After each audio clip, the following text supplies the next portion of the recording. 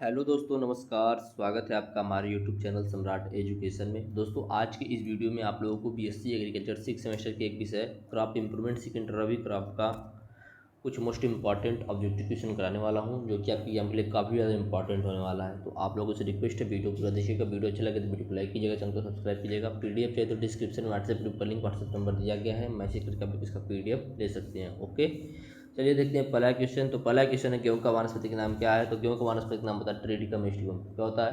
ट्रेटिकम aestivum. अच्छा, एक बात और बता दूं, गन्ने का, गेहूं का, जौ का और टमाटर का, आलू का, कुछ ऐसे मुख्य क्रॉप जो हैं उनका आप लोग botanical name, family, chromosome number, origin, ठीक है, और फ्रूट टाइप, ये सब, और पोलिनेशन, ये सब आप लोग याद कर लीजिएगा, क्योंकि इसमें से काफ़ी क्वेश्चन पूछ सकता है। 2 क्वेश्चन तो इसमें से आ ही जाएगा।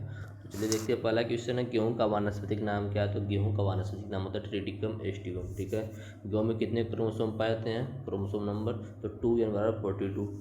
ठीक है, गेहूं का उत्पत्ति स्थान कहाँ पर है? तो दक्षिणी पश्चिमी एशिया। इसी प्रकार से आप लोगों को सभी को पढ़ लेना है। गेहूं का पुष्पक्रम कौन सा है? तो स्पाइक। Fruit type caryopsis. ठीक है, तो यह हो गया आप लोगों का गेहूं के बारे में। ऐसे आप लोगों को सभी के बारे में पढ़ना, पोलिनेशन भी पढ़ लेना है। ठीक है, आगे चलते हैं अगले क्वेश्चन पे। तो पहला क्वेश्चन आप लोग क्लियर हुआ, गेहूं का वानस्पतिक नाम Triticum aestivum, chromosome number 2 origin दक्षिण पश्चिमी Asia, fruit type spike, sorry, पुष्पक्रम स्पाइक, फ्रूट टाइप कैरियोप्सिस। गेहूं का बौना जीन कौन सा है? नोरिन 10। ठीक है, नोरिन 10। नोरिन 10 क्या गेहूं का बौना जीन है? अच्छा, नोरिन 10 जो है, अगला क्वेश्चन है, नोरिन 10 की खोज किसने किया? तो नोरिन 10 की खोज किसने किया? गोंजीरो इनाजुका। गोंजीरो इनाजुका ने नोरिन 10 की खोज की थी। ठीक है, अगला क्वेश्चन है, गेहूं का परीक्षण भार। तो गेहूं का परीक्षण भार क्या है? 40 ग्राम। गेहूं का परीक्षण भार कितना होता है? 40 ग्राम। ठीक है, अगला क्वेश्चन है, मैक्सिकन गेहूं किसके द्वारा डेवलप किया गया था? जो मैक्सिकन वीट है वो किसके द्वारा डेवलप किया गया था? तो डॉक्टर नॉर्मन ई बोरलॉग के द्वारा। ठीक है, यानी ई बोरलॉग के द्वारा डेवलप किया गया था। यहाँ पर मैंने बोरलॉग की स्पेलिंग कर ली दी है। ठीक है, तो मैक्सिकन गेहूं किसके द्वारा डेवलप किया गया था? बोरलॉग के द्वारा। अगला क्वेश्चन है, भारत सरकार ने किस फाउंडेशन की मदद से भारत में 100 किलोग्राम गेहूँ को लाया था? ठीक है, तो भारत सरकार किस फाउंडेशन की मदद से 100 किलो गेहूँ को लाया था भारत में? तो rock failure foundation. Rock failure foundation की मदद से भारत सरकार ने इंडिया में 100 किलो गेहूँ लाया था। अगला क्वेश्चन है, 7वां क्वेश्चन, किस किस किस्म को आयात किया था? भारत सरकार ने जब 100 किलो गेहूँ को इंडिया में लाया था तो कौन कौन सा उसमें वैरायटी था? पूछ सकता है। तो सोनौरा 64, सोनौरा 63, लरमा रोजा। ठीक है, यह तीनों थे। ठीक है, उम्मीद करते हैं समझ में आ रहा होगा मेरा कहने का क्या मतलब है। देखिए, यह क्वेश्चन अब डायरेक्ट ऐसे नहीं पूछेगा, तो ऐसे पूछ सकता कि रॉकफेलर फाउंडेशन ने किसकी मदद से इंडिया में 100 किलोग्राम गेहूँ को आयात किया था? तो भारत सरकार की मदद से। कौन कौन सी वैरायटी को आयात किया था? सोनौरा 64, सोनौरा 63, लरमा रोजा। ठीक है, अगला क्वेश्चन है, directorate of wheat research. Directorate of wheat research कहाँ पर है भैया? करनाल में है। अगला क्वेश्चन है, full form of CIMMYT. CIMMYT का फुल फॉर्म क्या होता है? तो International Maize and Wheat Improvement Centre. बहुत इंपॉर्टेंट है, 100% एग्जाम में आप लोगों को सीमेट आएगा।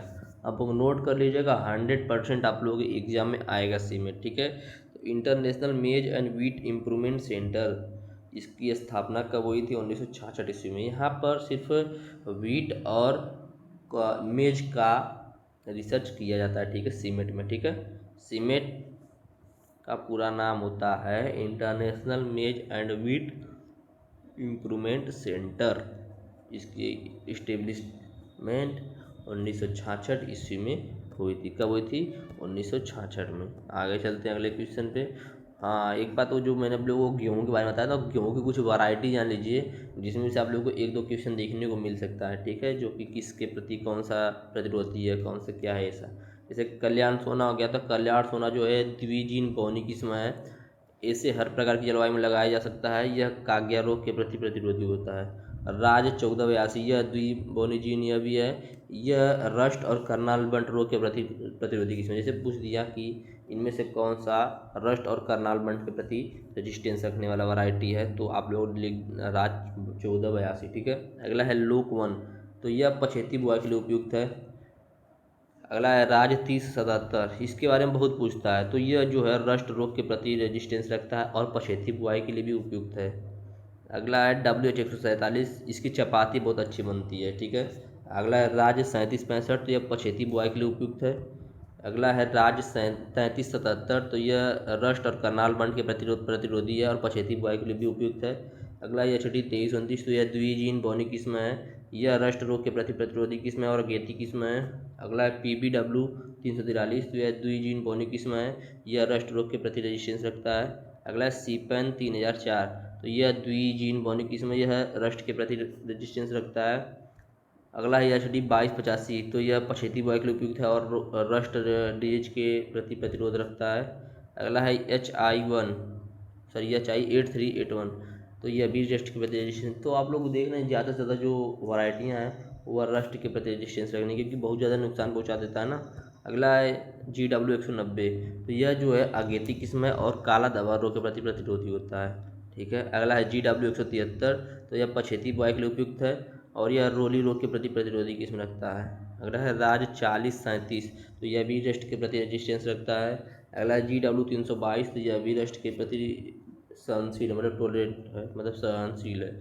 अगला है KRL 14, तो यह लवणीय व क्षारीय भूमि के लिए सहनशील होता है, यह देखिए बहुत इंपॉर्टेंट। अगला है KRL 19, तो यह लवणीय व क्षारीय भूमि के प्रति सहनशील किस्म है, यह रोली के प्रति प्रतिरोधी किस्म है, ठीक है।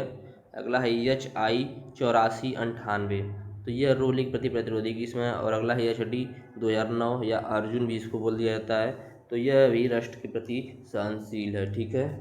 लवणीय व क्षारीय भूमि के प्रति सहनशील किस्म यदि पूछे तो राज 3077, Sonalika, HD 2380, HD 2285, KRL 19, KRL 1 से लेकर 4 तक, जॉब 666, ठीक है। पछेती किस्म यदि पूछ दे गेहूँ का तो स्वाति J405, HD 2285, राज 3777। ये कुछ मुख्य वैरायटियाँ थी जो कि मैंने बताया। थोड़ा सा सिर्फ आप लोग इस पर ध्यान देना, ज़्यादा रटना नहीं इसको, ठीक है। अगला क्वेश्चन देखते हैं, जौ का वानस्पतिक नाम क्या है, तो जौ का वानस्पतिक नाम होता है हार्डियम वल्गियर। इसका ऑरिजिन कहाँ पर है, अफ्रीका या इथोपिया देता है कहीं कहीं पर, ठीक है। पुष्पक्रम की बात करते हैं स्पाइक, फ्रूट टाइप की बात करें तो कैरियोप्सिस, क्रोमोसोम नंबर की बात करें तो 2n/14, ठीक है। ये हो गया जौ के बारे में। तो जौ में कौन सा परागण होता है, जौ में स्वपरागण होता है और C3 प्लांट होता है। जौ जो है स्वपरागित और C3 प्लांट है, ठीक है। अगला क्वेश्चन 12वां क्वेश्चन, जब अंड कोशिका बिना निषेचन के सीधे भ्रूण में परिवर्तित हो जाता है तो उसे क्या कहते हैं, ठीक है। जब बिना निषेचन के जो अंड कोशिका होता है सीधे भ्रूण में परिवर्तित हो जाता है तो उसे पार्थेनोजेनेसिस बोला जाता है। क्या बोला जाता है, पार्थेनोजेनेसिस। अगला क्वेश्चन है, आलू का प्रवर्धन किसके द्वारा किया जाता है, तो ट्यूबर्स के द्वारा। आलू का प्रवर्धन जो प्रोपागेशन जो है ट्यूबर्स के द्वारा किया जाता है। आगे 14वां क्वेश्चन, पूसा जय किसान किसकी किस्म है, तो पूसा जय किसान सरसों की किस्म है, इसे बायो 902 भी कहा जाता है। सरसों की इस किस्म को बायो 902 भी कहा जाता है। अगला क्वेश्चन है, गन्ने का वानस्पतिक नाम क्या है, तो गन्ने का वानस्पतिक नाम है सैकरम अफिसिनेटम। गन्ने में क्रोमोसोम नंबर 2n/18, ठीक है। गन्ने में कितने शर्करा पाई जाती है, तो 21 से 22%। अगला क्वेश्चन है, गन्ने के उत्पादन व क्षेत्रफल में प्रथम स्थान किसका है, तो गन्ने के उत्पादन व क्षेत्रफल में प्रथम स्थान ब्राज़ील का है, दूसरा स्थान भारत का है, ठीक है। और भारत में सबसे अधिक गन्ने के उत्पादन और क्षेत्रफल की दृष्टि से सबसे ज़्यादा गन्ने का बुआई कहाँ पर किया जाता है, तो उत्तर प्रदेश में किया जाता है। कहाँ पर, यूपी में। अगला क्वेश्चन है, IISR का पूरा नाम क्या है, तो IISR का पूरा नाम होता है Indian Institute of Sugarcane Research. Indian Institute of Sugarcane Research, जो कि कहाँ पर स्थित है, लखनऊ में स्थित है, ठीक है, लखनऊ में स्थित है। आगे 20वां क्वेश्चन, गन्ने की किस किस्म में चीनी सबसे अधिक होती है, तो BO99। देखिए यह थोड़ा सा गलत है, आप लोगों को पूछ सकता है कि BO99 जो गन्ने की किस्म है यह किसके लिए स्पेसिफिक, मतलब इसमें क्या अधिक होता है, तो इसमें चीनी अधिक मात्रा में पाया जाता है, ठीक है। BO99 जो गन्ने की किस्म है इसमें चीनी अधिक पाया जाता है, ठीक है। और देखिए पूछ सकता है कि गेहूं में बीज की गहराई कितनी होनी चाहिए, तो 5 सेंटीमीटर, ये सब तो आप लोगों को पता ही होगा, ठीक है। और सिंचाई कब कब देनी चाहिए, तो crown root irrigation CRI stage पर 21 दिन, और पूछ देता है कि CRI स्टेज कब होता है, तो बुआई से 21 दिन के बाद, ठीक है। और पूछ देता है लेट टिलरिंग कब होता है, तो 45 दिन बाद बुआई के। और लेट ज्वाइनिंग कब होता है, तो 65-70 दिन बाद बुआई के। फ्लावरिंग कब होता है, तो 85 से 90 दिन बाद बुआई के। और मिल्किंग स्टेज कब आता है गेहूँ में, तो 100 से 105 दिन बाद बुआई के, ठीक है। और ड्यू राइप मतलब पकने की अवस्था, तो 115 से 125 दिन बाद बुआई का, ठीक है। तो ये टोटल आप लोगों के कुछ इंपॉर्टेंट क्वेश्चन थे 20 से 25, जो मैंने आप लोगों को बताया। उम्मीद करते हैं आप लोगों को समझ में आया होगा और वीडियो भी अच्छा लगा होगा। वीडियो अच्छा लगे तो वीडियो को लाइक कीजिएगा, चैनल को सब्सक्राइब कीजिएगा, अपने दोस्तों के पास शेयर कीजिएगा। धन्यवाद, जय हिंद। और इसका आंसर की चाहिए तो कमेंट में आंसर की लिख दीजिएगा। Thank you.